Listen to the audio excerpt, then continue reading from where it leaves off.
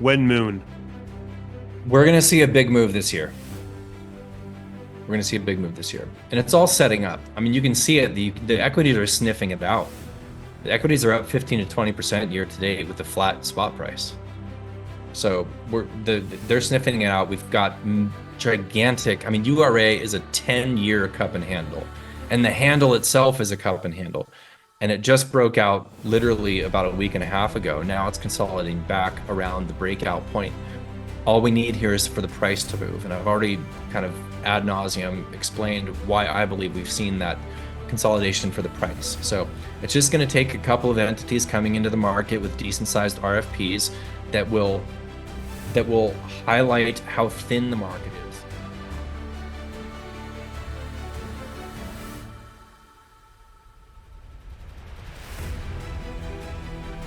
Today, we've got some questions from the audience for the one and only Justin Huhn. Justin, thank you for coming on and answering the people. My pleasure. Good to see you, Danny. How are you? Pretty good, pretty good. Well, hey, let's just dive right in. The first question is from Grass Valley Uranium. He asked, what would be Justin and yours as well, minimum asking bid for the entire lot of SPUT? Meaning, what would some entity need to offer for all of the uranium SPUT has in order for them to sell the entire lot? My answer, I have no clue. I'm going to defer to Justin. So, Justin, what do you think? So that's really interesting because this is something that Mr. Chimpaglia, the CEO of Sprott, has talked about recently, which is these pounds essentially that SPUT holds are sequestered unless and until somebody literally buys the Sprott Physical Uranium Trust. And what would determine that would be a 2/3 unit holder vote yes. So it's not 2/3 of people have to vote and the majority of those votes are yes. 2/3 of the outstanding of the total number of unit holders of this vehicle would have to vote yes to the takeover offer. So I guess that's kind of a personal question. If you presume that I own SPUT, and let's see, where is it trading as we speak? $29.08. What would I accept as a bid for this? Well, I tend to be pretty confident in the long term of this market and the future trajectory for the price of uranium. So I can't speak for all unit holders. And I think honestly, it's a pretty long shot to even imagine that the unit holders would vote yes. Not at any price. I'm sure that plenty would vote yes on a double or 150%, type of premium to the actual unit price currently. But also you have to understand that it would depend on who the proposed buyer is and what would happen to those pounds, right? So not many shareholders are going to vote for something that essentially would relinquish those pounds into the market, because it wouldn't be bull market over for the pounds held by SPUT to be sold into the market.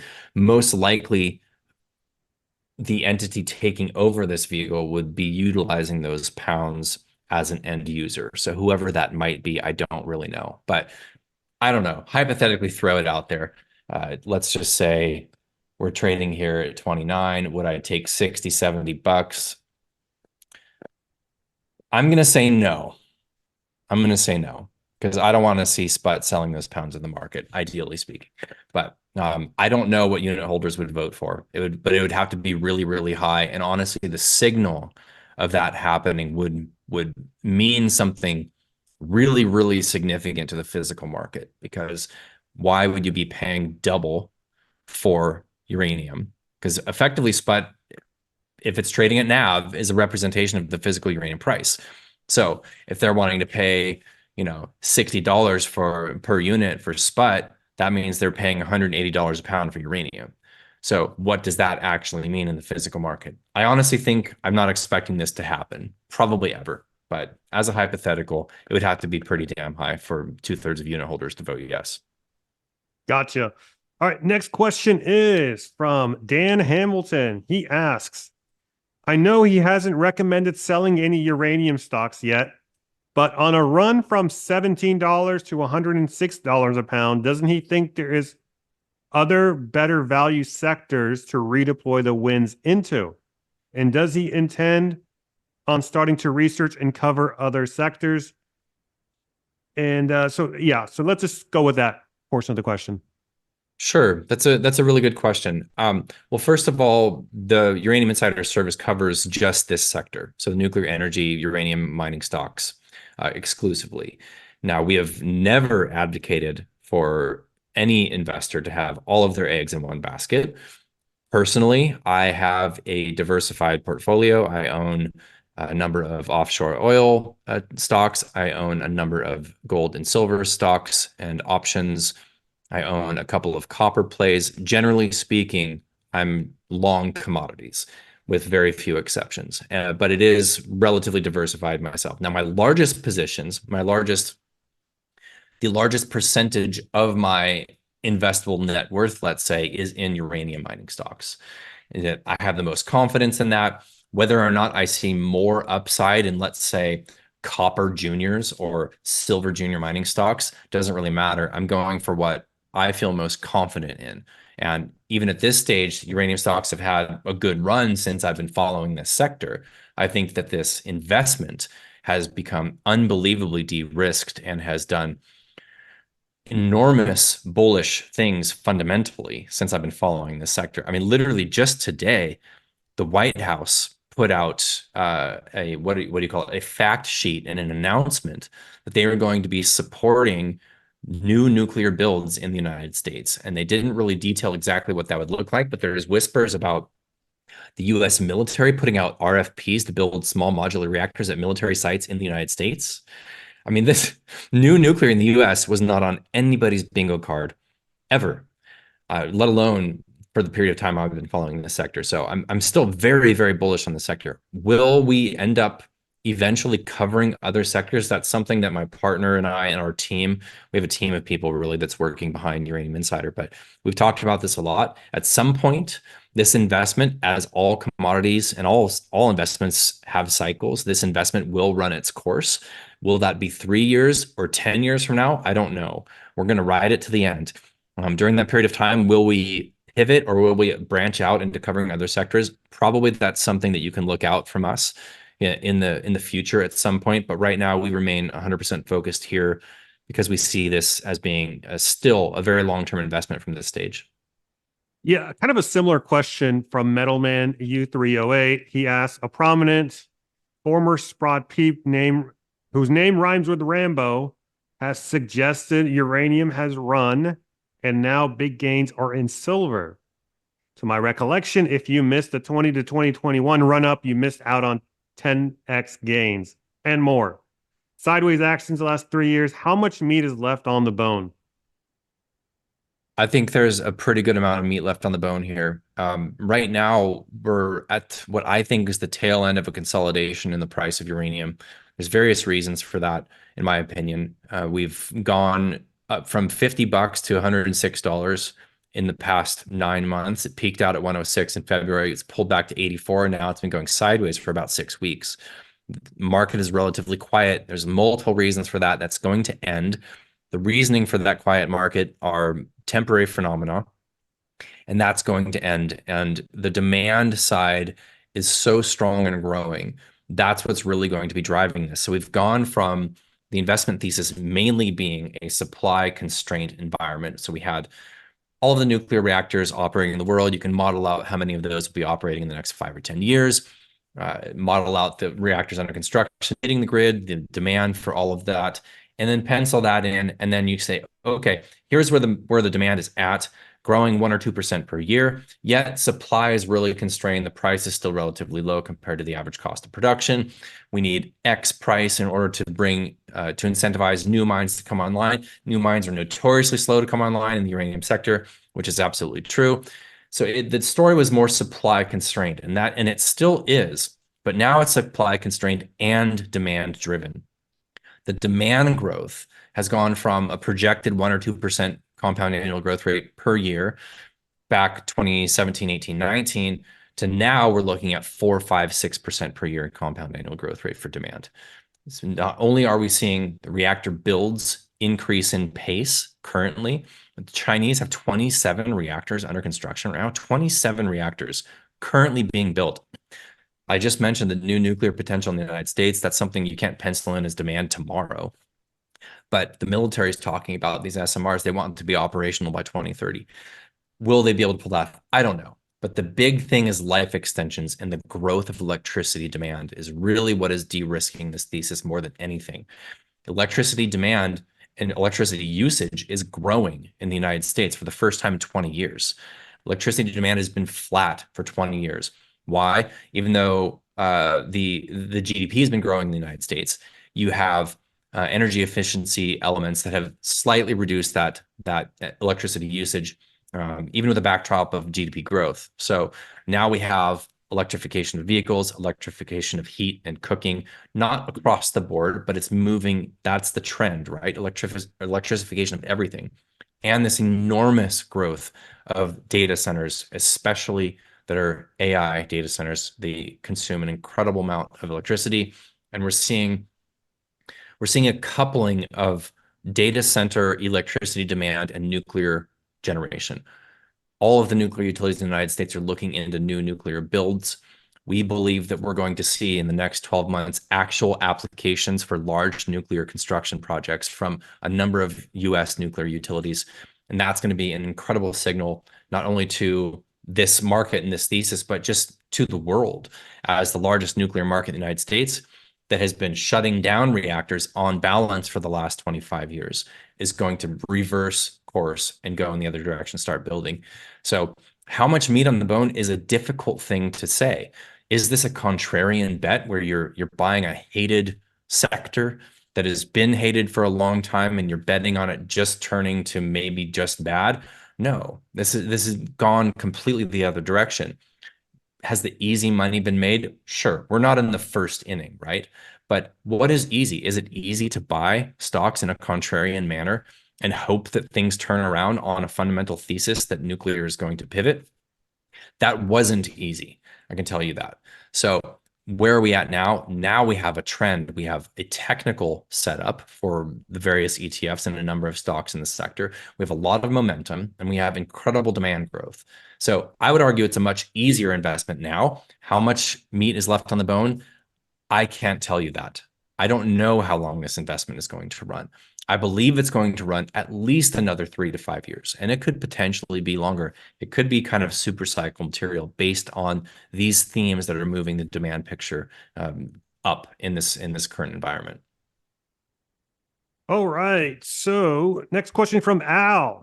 Al says, it seems that spot price is largely an effect of speculative buying from entities like SPUT.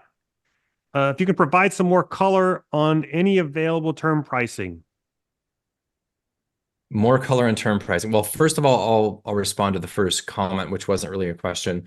That is also relatively cyclical. So we go through these periods of time where the spot market is really quiet and there's not a lot of action happening outside of some pounds being traded back and forth and buying from the Sprott Physical Uranium Trust or other financial entities, right? So for the past couple of months, we've seen SPUT buy, 1.3 million pounds in the last 2 months or so, 2.5 months, let's say.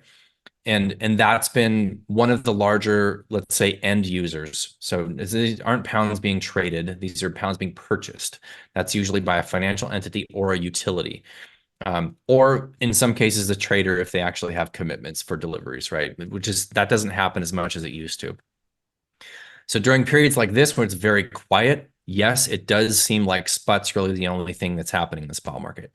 But then you have periods like November, December, January, just leading up to these big moves and into early February, where you had fairly large utility involvement in the spot market, in addition to producers buying, traders buying, and financial entities buying. And everybody was in the spot market. And that was the trend. It was pounds being held tightly by anybody who might be sellers. The sellers pull back, the buyers step in, and the price moves, and the price doubled. It doubled in the matter of 4 to 5 months. That's an enormous, enormous move for any commodity. It was a historical move for uranium. Now, the important thing, in my opinion, is to look at that move and to not look at, okay, it pulled back from 106 to 84. That's a big pullback. What you should be watching is the fact that it held at 84 after moving up from 50. It moved up from 50 and it held at what, 60% higher? than where it had been consolidating prior to that move. So buyers stepped in the 80s when just a few months ago it was in the 50s. That is an incredible tell. That is a tell at as far as the dynamic in the physical market right now. The term market is a little bit more complex because that's where the bulk of the pounds are secured by end users, by utilities, fuel buyers. The term market, we had 160 million pounds secured last year. Now, a big chunk of that was the early contracts in Q1 of last year between Cameco and Energoatom in Ukraine. And so that kind of started the year off. Then we had a larger amount of term contracts signed by PG&E, by the Koreans, and a couple of other entities. The Chinese entered in some large contracts with Kazatomprom. That was Q4 of the previous year and the early couple of quarters of last year. So we had a decent amount of volume secured in the long-term market. And then what happened? Then the price doubled. Then spot and term were both in the 50s as early as July, August of last year. Spot went over 100. Term is now in the 80s, right? Term is $80 a pound, according to Trade Tech, or maybe in 80, 85. UXC is showing $78 a pound. Either way, that's a 50% move, 60% move in the term market. That's an enormous move. You have to understand that utilities hold inventories for multiple reasons. Why do they hold inventories? Well, it takes about 18 months to 24 months for uranium to go through the fuel cycle until it's fabricated into fuel that they can utilize in their reactors. It takes a long time. So if you have an urgent need, you're kind of screwed. You have to hold some inventory for that purpose because it takes time to get what you need for your operations. So it's operational security. You hold inventories for periods where material is more scarce. Maybe you have a need and the material is just difficult to find. Now, we haven't seen a lot of that in the last 20, 25 years for this commodity up until recently. This is a very, very different market right now where supply is relatively scarce. But you hold inventories to buffer those types of situations in the market. And you also hold inventories to buffer your needs based around price volatility. So when you see the price of uranium go from $50 to $100 a pound, and there's a number of pieces of, let's call it uncertainty, sort of spinning around the background. One of these big things is and was the Russian uranium ban in the United States. Is something that brings a lot of insecurity and uncertainty to the largest nuclear market in the world, in the United States. So now that that has been finalized and there's more clarity around the waivers process, we expect there to be increased long-term contracting. And you're also going to see a return to long-term contracting volumes increasing. When the market fully digests this price move and reality sets in that we're not heading back to $50 a pound uranium. And it can take some time for that reality to set in. The move from 50 to over 100 is huge. And for that to settle back down into the 80s for term, 90s for spot, which is where we are right now, then you have the market come back to the table and say, okay, this is our present reality. We still have to buy this stuff. We've got operations that largely are being de-risked by various government programs, especially in the United States. So we're going to see a return to those term market volumes. It just takes time to digest that move. The second element to this, sorry for the long-winded question, but it's just important to understand. The second element to this is that utilities, and this is not just the United States, utilities globally, because of the price environment, have flexed up on their contracts to a large extent, almost universally across the board. Old contracts signed in the late 2010s, early 2020s, when it was still largely a buyer's market, in most cases had flex provisions. So if you're Cameco, if you're Uranium, if you're Uranium One, if you're Kazatomprom, if you're CGN, if you're selling material into the long-term contracting market during that period of time, and your contracts are partially referenced to the market at the time of delivery and partially fixed price, which late 2010s, early 2020s fixed was probably in the 30s, maybe into the low 40s, right, for term price. So what that means is if you're a utility and you're receiving a delivery now from a contract you signed 4 years ago, part of the cost that you're going to be paying to that producer is and was fixed price. So let's just say it's 50-50. And these contracts are all over the place. Oftentimes we'd hear it was common. It was 60% reference to the market, 40% fixed. Either way, 50-50. Half of that cost is going to be $35, $40, $45 a pound. And we're in an environment right now with $80 term and $100 spot. And by the way, $80 term is the price that starts at that negotiation. Oftentimes that's the floor in a contract. So if you have to sign and buy new material right now with new contracts right now, you're paying way, way more than what you had paid just a few years ago. So if that contract has a flex provision, which allows you to receive more, or in some cases less material, but nobody's receiving less voluntarily because the price is so much cheaper in these old contracts, you can receive sometimes up to 20% more material than you initially contracted for. Everybody did this in the last 18 to 24 months because of the price move that the industry has seen. So what that means is utilities received more material than they had contracted for, and it gives them a little bit more inventory and a little bit more buffer to sit back right now and let the price settle out where it's going to settle out before they have to come back to the table and secure needs for their operations even further out of the future. So those two elements have led to a relatively quiet term market. Both of those two elements are temporary phenomena. They will end. Flex provisions are going away. New contracts being signed, no flex provisions. And by the way, all new contracts being signed by producers in the long-term market currently are majority, if not entirely, reference to the market. Very high floors. Some contracts don't even have ceilings. So everybody collectively, if you look at the terms in these contracts, everyone in the industry is collectively saying, we know where this is headed. And it's a seller's market. And if I need to secure pounds and I'm going to Cameco, I'm going to Uranium, I say, I need pounds 2030 to 2035. They're going to say, okay, $80 floors and no ceilings. Market reference price. You're going to pay whatever the market is, whatever the price is in the market at the time of delivery. And if you're a utility, you have to pay what the market is charging because there's no replacing that fuel. You can only fuel your reactor with uranium. There's only so many people selling it, and these are their terms. So right now, term market is quiet. There's a handful of discussions happening off market. There's some pretty large ones. There's one that I think it's 21 million pounds. There's an RFP, 21 million pounds for 13 years of delivery starting in 2026. It's very, very large. That's been in negotiation for a couple of months now. So it is happening in the background, but there's no huge urgency right now because of the flexing up that has happened and because of the huge price move that we just saw. This will settle out and we'll resume another leg up and it'll do the same thing. We'll probably see a very, very fast and violent move up from the present pricing to a new higher high, wherever that settles out, 120, 30, 40, 50, I don't know. Pull back a little bit, and we'll see this again and again.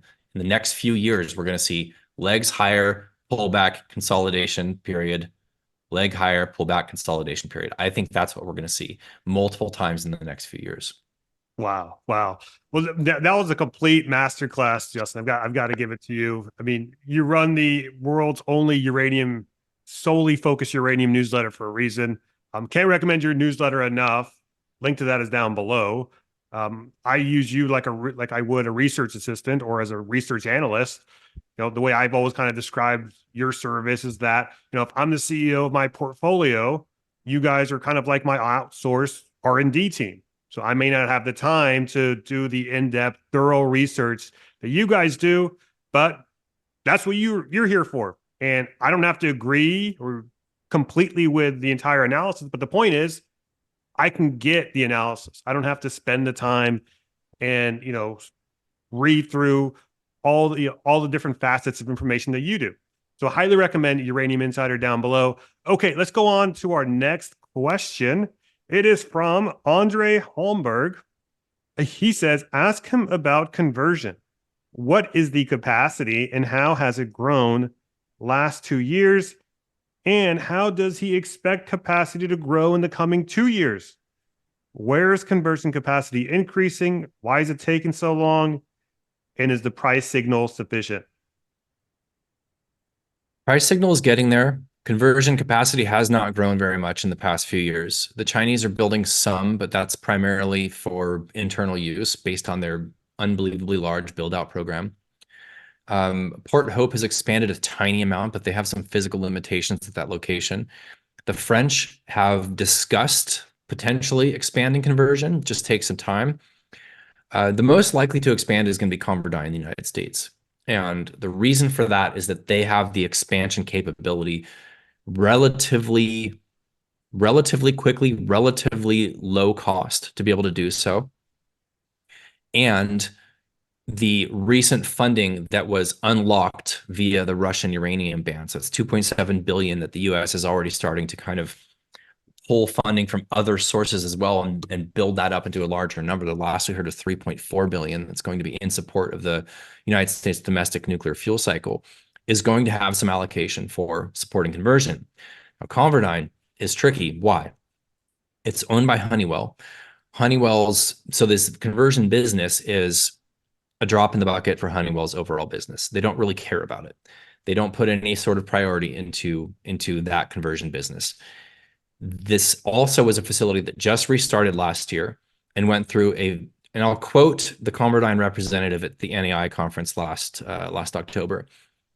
The process of shutting down that facility, which they did so in 2018, was very, very, very painful. Those are his words.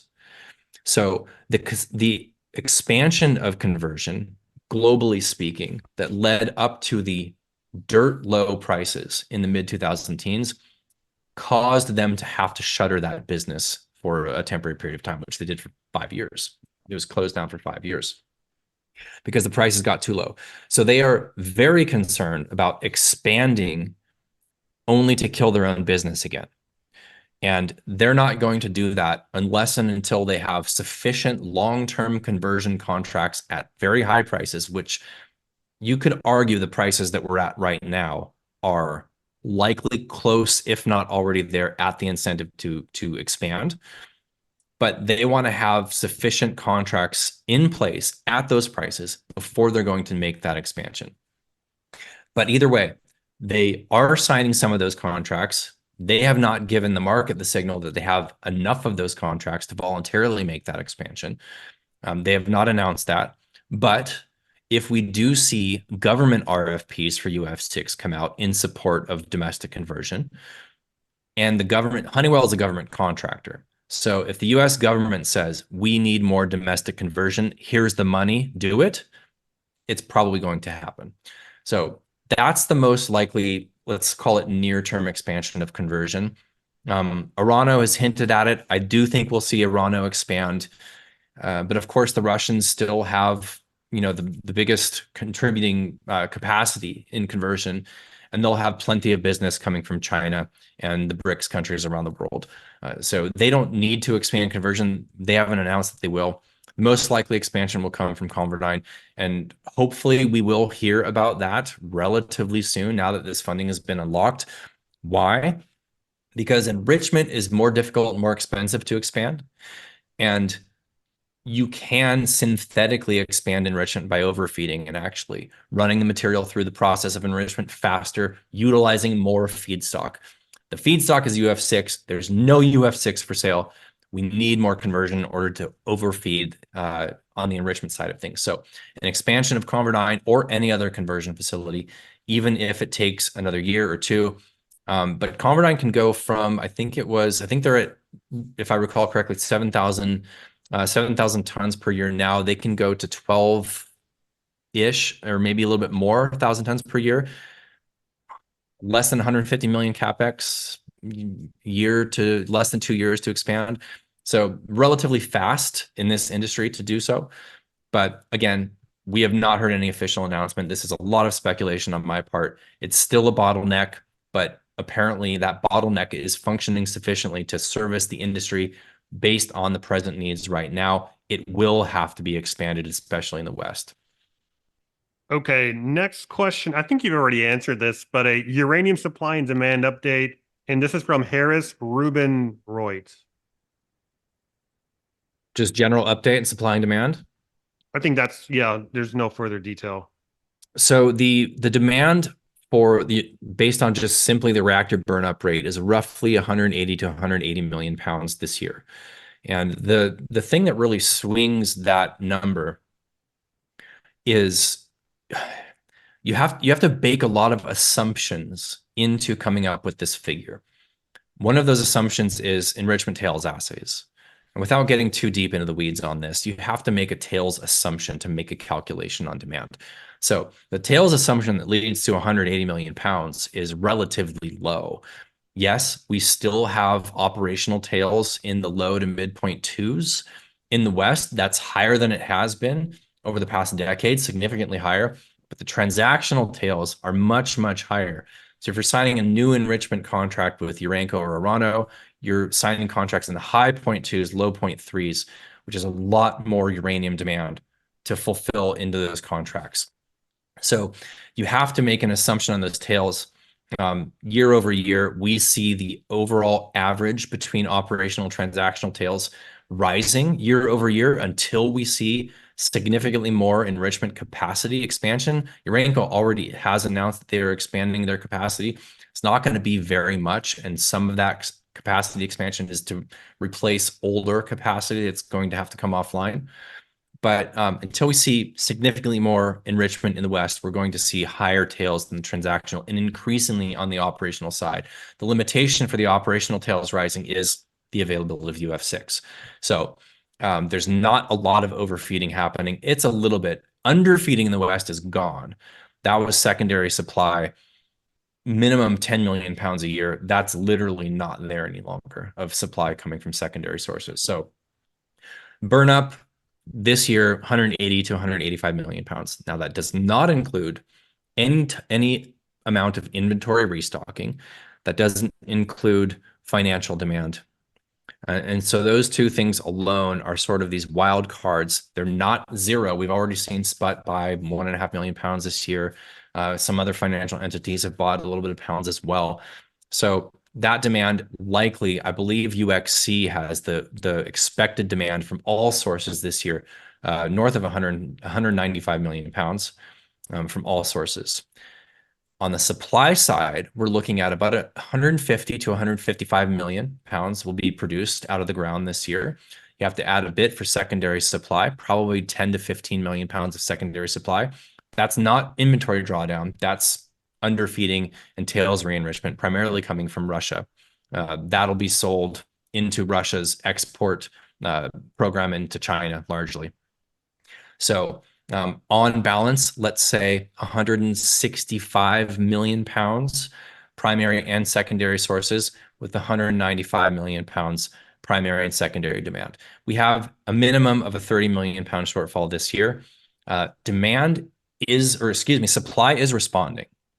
We're seeing small projects be restarted. We're seeing greenfield projects move forward. They take a very, very long time, but they are moving towards production. So most of the brownfield restarts have been restarted. Paladin's, Langer Heinrich, MacArthur River came online last year. A number of small ISR brownfield projects in the United States come back online. Honeymoon came back online, Boss's Honeymoon in Australia. So all of these projects are starting to kind of come to life and produce a little bit of uranium into the market. But the big expansion in capacity on the supply side coming from Kazatomprom and the big greenfield project and NextGen's Arrow, these are years away.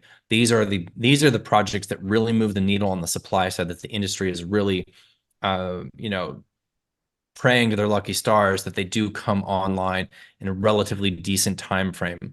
We think Kazatomprom's expansion, especially their announced expansion or their goal of 100% of subsoil use, which is 30.5 to 31.5 thousand tons per year, about 80 million pounds a year. We don't think they're going to hit that for another 3 years minimum.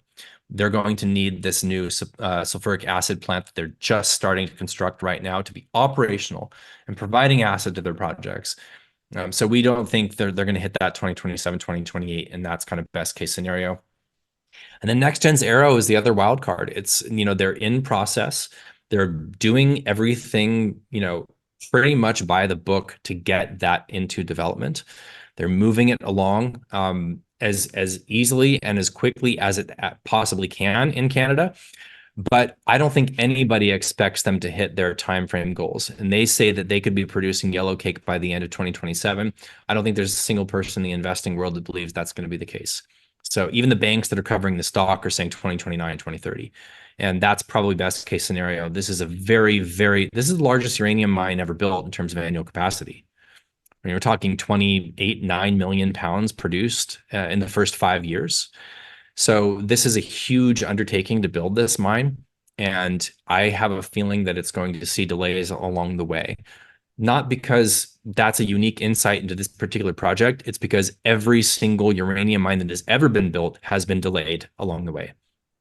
It's always a complex process. So supply, the big pieces of supply coming out of Kazakhstan, coming out of Saskatchewan are going to be years away. And that's why I think this is such a unique opportunity and moment in time for this sector, because the demand is there and growing. And it's quite the undertaking to model it out, but it's not difficult. It's time consuming. You can model out, as we have done, spreadsheet of every single reactor that's operating on the planet, how much they're consuming, how much longer they'll be operating, whether or not they're going to be getting life extensions. You bake in all of your assumptions, kicks out a number. We can see the demand. It's relatively stable.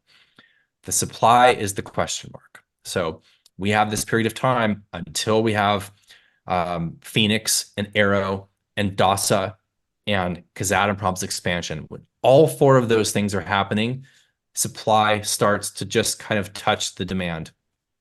That we're years away from that happening. And I think we're going to see big price moves between now and then. Wow. All right. On a lighter note, Ronnie wants to know where you buy your shirts from. I did see a comment. I didn't see all of the questions that responded to your post on X, but I did see a comment. When Dusty Rose, it's like, it's here, baby. Most of my shirts I buy from Theory. This one, I believe, is Xenia. Gotcha. They're not an affiliate, by the way, guys. So I wish. free Yeah, advertising. I'd love a sponsorship. Wink, wink. All right. Listen, we've the most asked question on the face of uranium Twitter: when moon? From everyone. We're going to see a big move this year. We're going to see a big move this year. And it's all setting up. I mean, you can see it. The equities are sniffing it out. The equities are up 15 to 20% year to date with a flat spot price. So they're sniffing it out. We've got gigantic. I mean, URA is a 10-year cup and handle, and the handle itself is a cup and handle. And it just broke out literally about a week and a half ago. Now it's consolidating back around the breakout point. All we need here is for the price to move. And I've already kind of ad nauseum explained why I believe we've seen that consolidation for the price. So it's just going to take a couple of entities coming into the market with decent sized RFPs that will highlight how thin the market is. And this is exactly what happened last year. I'm not saying the exact same thing's going to happen, but last year, March or April, PG&E came into the market because they just had the extension of Diablo Canyon for 5 years. They came into the market with 4-point-something million pound RFP. That moved the price up a few bucks, but what it also did was it showed how thin the market was. And how did it show that? The lack of responses to the RFP. And it's really tricky, right? So I was speaking with a fuel buyer at some point last year around the time that these RFPs came out. And he's like, as a producer, you want to respond to the RFP, but you don't want to be the only one that responds to the RFP. So there's also kind of this psychological game that's played between producers, between buyers and sellers in the physical market.